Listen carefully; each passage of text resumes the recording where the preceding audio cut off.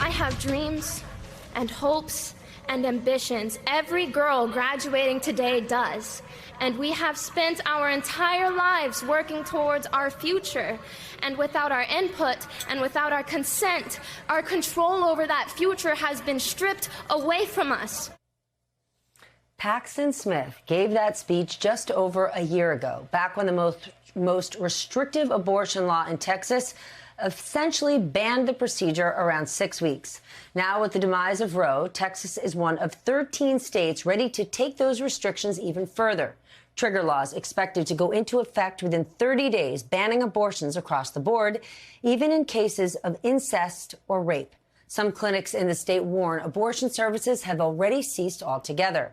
With me now, Paxton Smith. She's the Texas high school valedictorian who swapped her speech to speak out against restrictive abortion laws. Paxton, thank you for being here tonight. Your speech is more relevant today than ever. What's your reaction to the loss of Roe? It's been incredibly disappointing, but I think that the feeling that I'm feeling most is fear about what the future brings. As you know, I'm from Texas. I still live in Texas, and in my home state, they are going to criminalize abortion within the next 30 days, which means that abortion providers could spend up to life in prison now for providing abortion care.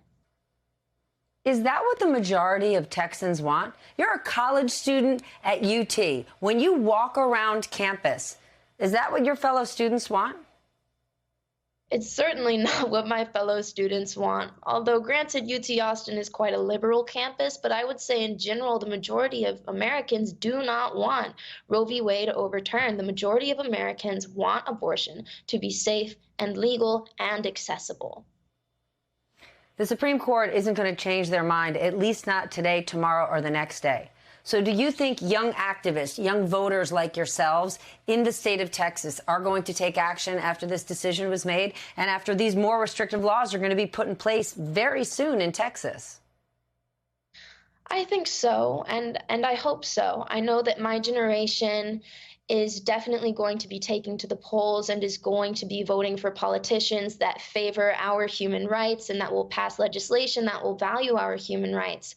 What I'm really hoping for, though, is that people of my generation are going to take to the streets and are going to be consistent in their fight in the streets, because part of what we're seeing now is that people are going out and protesting for 1 or 2 days and then staying at home and waiting for the next big event. But I think what it's going to take to get this right back, it's going to take a lot more coordinated and consistent action from the pro-choice side. And what is the goal? Protesting in the streets, you're not going to change the mind of the Supreme Court. So what is your goal? What do you want to happen, practically speaking? I know that we're not going to change people's minds. We all have our beliefs and we're all set in our beliefs. But what I want to do is what I want to show that people in these positions of power, that we are not going to stand for them taking away our rights. We are not going to stand for that at all. And I want, what I envision is people taking to the streets and demonstrating that. How about in Texas? Have you ever, after you gave that speech, how did your high school take it? How did your town take it? Could you get a meeting with Governor Greg Abbott? I did not get a meeting with Governor Greg Abbott, but the reaction to my speech was actually overwhelmingly positive. I received hundreds and hundreds of messages of support and of love. And since giving that speech, I've received a lot of opportunities to continue my activism at the scale that I do now, and that's something that I do every day. You got those messages and that support from Texans or nationally? What I'm trying to get at is, if your voice, if your perspective is the future of your state, why does your state make the rules and restrictions that they do? And I'm obviously not accusing you of that. I'm trying to get inside the Lone Star State to understand why it is the way it is.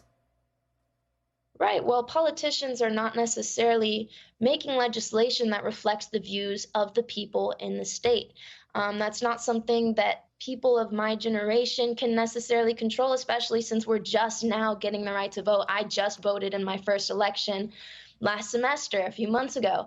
And I think it's rest assured people are going to be taking to the polls. People are going to be voting these people out of office the best that they can. But right now, they are not working in favor of their constituents and in favor of their constituents' beliefs. All right. Paxton Smith, thank you so much for joining us this evening. I appreciate it.